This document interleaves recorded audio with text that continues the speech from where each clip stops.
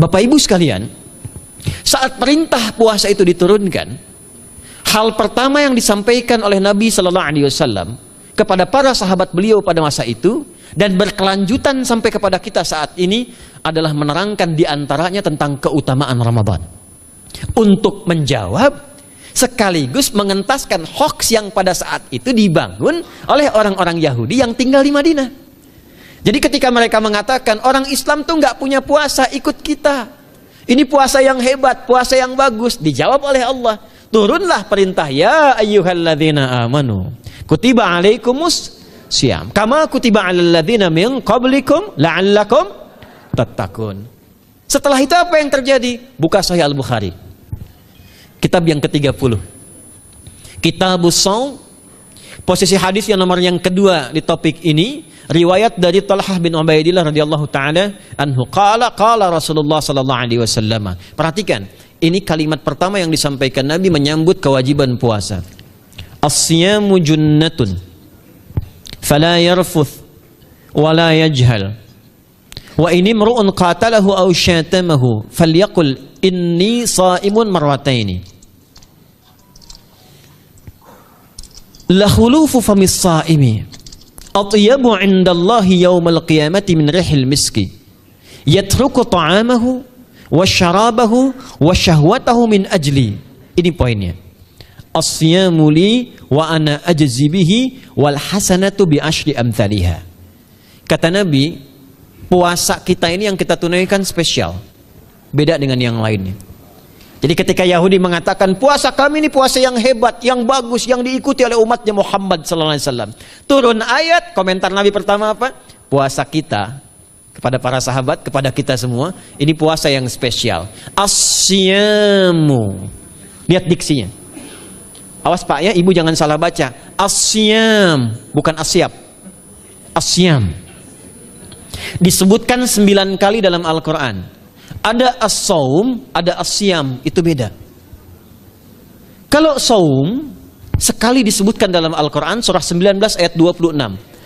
Saum itu masih umum, kata umum untuk menunjuk kata imsak, menahan secara umum.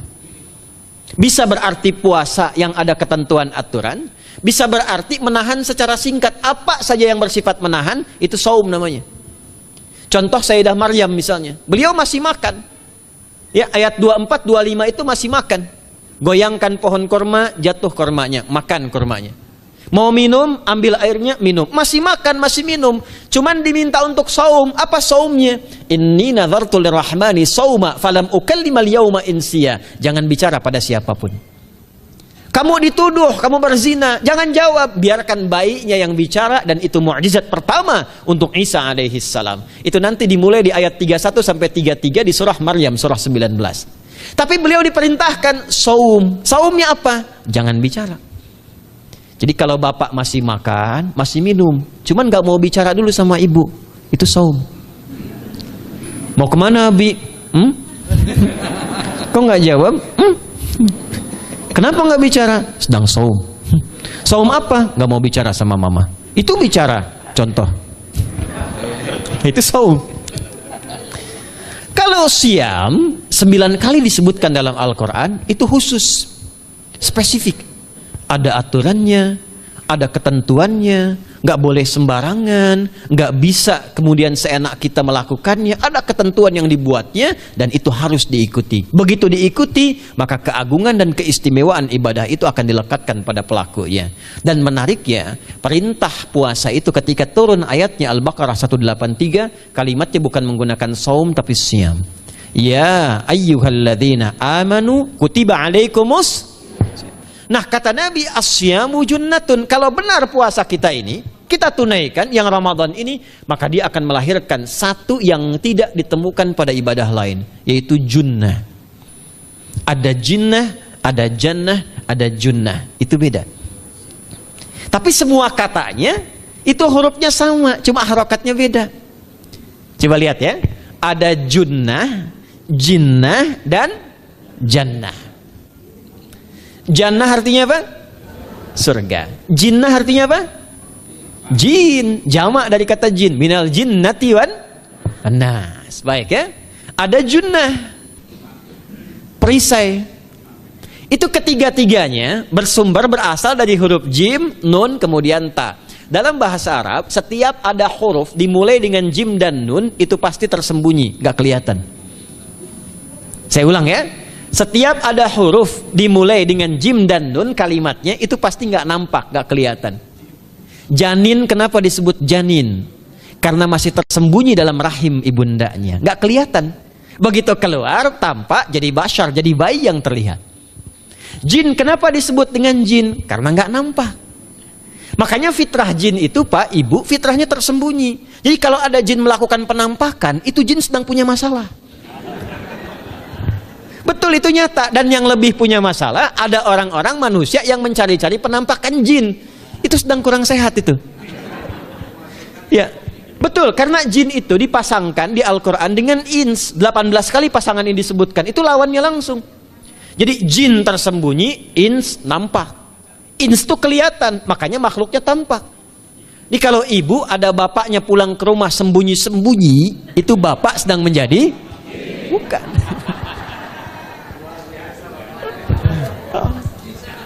Kalau ibu sembunyi-sembunyi nyari dompet bapak, ibu sedang menjadi? Jin. Itu langsung pasangannya 3 itu. Ins itu seakar dari kata anisa, halus, lembut. Jin kasar, makanya disebut jin. Karena itu jarang ada orang kemasukan jin jadi lembut, tidak ada. Permisi mau ikut kajian sedang kemasukan jin, tidak. Kalau kata-katanya tidak meracau, tindakannya pasti kacau. Karena itu fitrah manusia itu pasti lembut. Kalau ada orang kasar, pasti ada yang salah dalam pergaulannya. Balik. Itu jin. Jannah, kenapa disebut jannah? Karena belum tampak sekarang.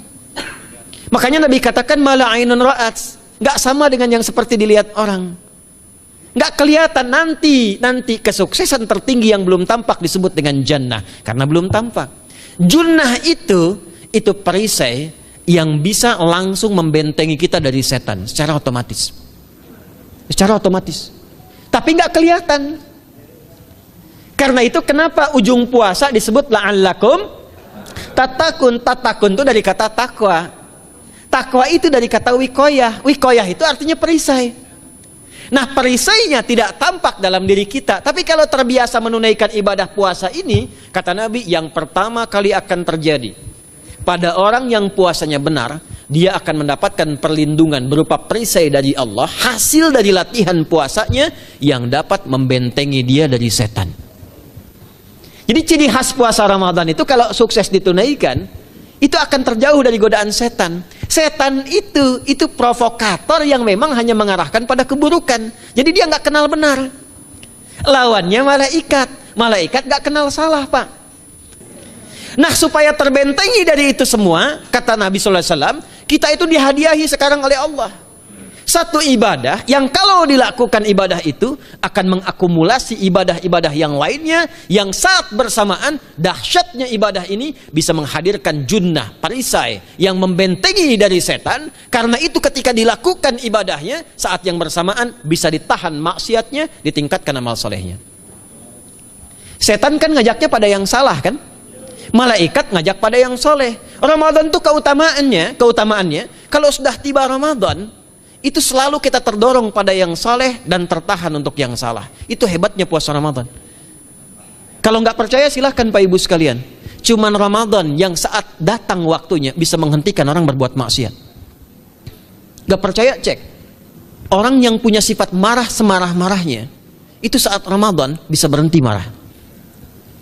Buka jam 6 kurang seperempat ada yang provokasi. Dia bisa tahan marah tuh, istrinya bingung, tumben Pak nggak marah, ntar habis maghrib. Bisa ditahan. Orang dusta bisa nggak dusta. Dan saat yang bersamaan, teman-teman sekalian, Bapak Ibu, itu bisa terdorong berbuat meningkatkan amal soleh. Sekarang kita keluar dari sini, ada yang minta, belum tentu dikasih. Nanti Ramadan tiba, sudah nyatet berapa yatimnya, berapa du'afanya, amal soleh naik. Sekarang ada orang ketinggalan sholat fardu terlambat masih biasa. Ramadan ketinggalan sunnah itu gelisah. Betapa ibu-ibu para pejuang yang sangat luar biasa itu berjuang memperebutkan saf pertama setelah maghrib untuk menaruh sejadah. Nah, ini pelakunya nih. Tapi itu hebat, Bu. Saya tanya ibu kalau berjuang naruh sejadah setelah maghrib atau bahkan sebelum maghrib, itu sejadah disimpan di saf itu untuk kejar sholat apa? Tarawih, bukan isanya. Saya tanya pada ibu, tarawih itu hukumnya sunnah atau wajib? Sunnah. Ramadan tuh jangan kan yang fardu, ketinggalan sunnah bisa gelisah. Itulah Ramadan. Dan pada saat itulah ketika amal soleh dikerjakan, amal salah ditinggalkan, datanglah junnah, itu perisai yang mengikat setan. Itu yang dimaksudkan di hadis Muslim. Di topik yang ke-13 namanya Kitabus Syiyam. Hadis yang pertama dari sahabat Abu Hurairah. An Abi Hurairah radhiyallahu ta'ala anhu, anin Nabi sallallahu alaihi wasallam qala, "Idza jaa Ramadhanu." Redaksi yang pertama. Redaksi yang kedua yang bintang 3 di bawahnya. "Idza kana Ramadhanu." Redaksi ketiga yang bintang 4 di bawahnya. "Idza dakhala Ramadhanu." Muhammadiyah itu harus tahu dalil. Ya. Tahu dalil tuh, ya. Idza jaa Ramadhanu, idza kana Ramadhanu, idza dakhala Ramadhanu, futtihat abwabul jannati aw abwabur rahmati. Wa ghulliqat abwabun nari aw abwabu jahannam. Wa sulsilatis syayatinu aw sufidatis syayatin. Ini maknanya. Kalau Ramadan sudah tiba, kata Nabi, maka dibukakanlah pintu-pintu surga. Para ulama berbeda pendapat dalam tafsir tentang hadis ini. Pintu-pintu surga ada yang mengatakan real dibuka. Ada yang mengatakan dengan penafsiran metafor. Pintu surga itu pintunya lewat amalan. Ada 8 pintu surga kata Nabi dalam hadis yang lain, ya. Fil jannati thamaniyatu abwabin fiha babun yusamma ar-rayanu la yadkhuluhu illa as-shaimun fa idza dakhaluhu ughliqa. Di surga itu ada 8 pintu surga. 8 itu ternyata di hadis lain pintunya semua amal soleh. Ada pintu sholat, pintu puasa namanya ar-rayyan, ada pintu sedekah, pintu zakat, pintu haji. Jadi kita itu sekarang fastabiqul khairat. Kenapa ada moto fastabiqul khairat? Itu kan diambil dari Al-Baqarah ayat 148. Siapa yang pengen memburu surga, buru di amalannya. Mungkin nggak semuanya bisa dikerjakan. Kalau tidak semuanya, ambil salah satu yang paling disukai, konsisten di situ. Walikulli wijhatun huwa muwalliha. Setiap orang pasti punya kecenderungan untuk beramal. Ada yang senang puasa, ada yang senang tahajud, ada yang senang sedekah. Fastabiqul khairat, silahkan berburu, berlomba untuk mengerjakan apa yang disenangi itu. Itulah pintu surganya. Nah, saat Ramadan, semua pintu surga itu dibuka, Pak. Makanya kita senang kerjakan, sholatnya meningkat, sedekah meningkat, ngaji Quran meningkat. Saat yang bersamaan pintu neraka ditutup. Ada berapa pintu neraka? Ada berapa? Kalau pintu surga berapa tadi? 8. Hadisnya jelas, sahih dalilnya. Pintu neraka berapa? Bukan. Pilih. 6 atau 8? Yang 6 angkat tangan.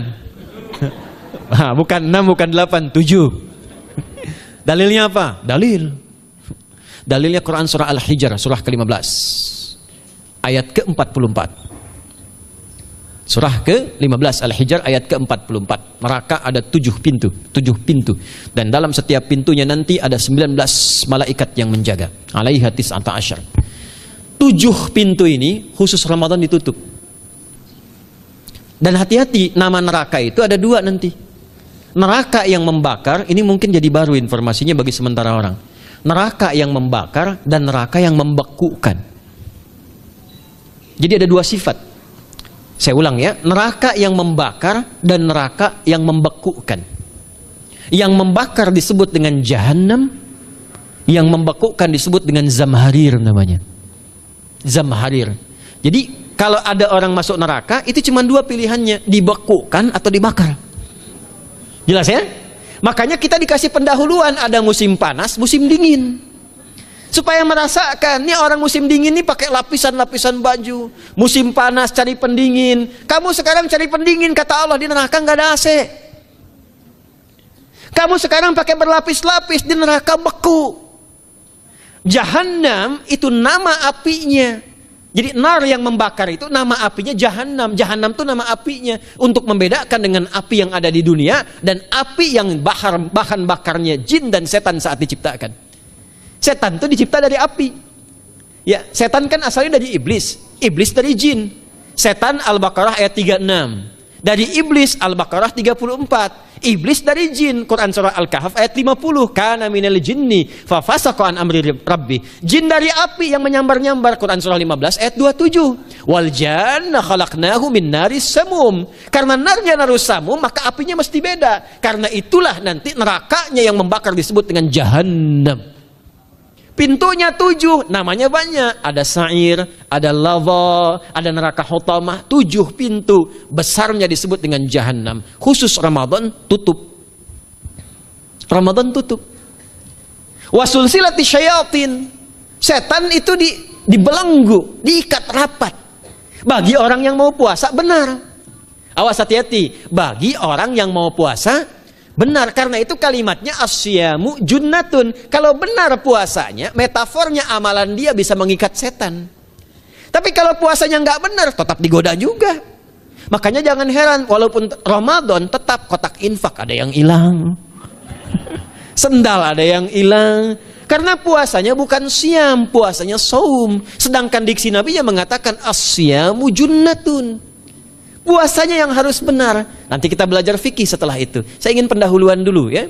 Setelah itu apa yang kata Nabi katakan? Ini masih mukadimah ya kita ya. Ini luar biasa nih. Ya. Jadi keutamaan Ramadan itu dahsyatnya dengan puasa biasa. Kata Nabi, kalau orang benar puasanya, bebas dia dari setan. Bukan nggak digoda, Allah kasih benteng sehingga setan nggak tembus kepada dia. Itu satu. Itu keutamaan Ramadan.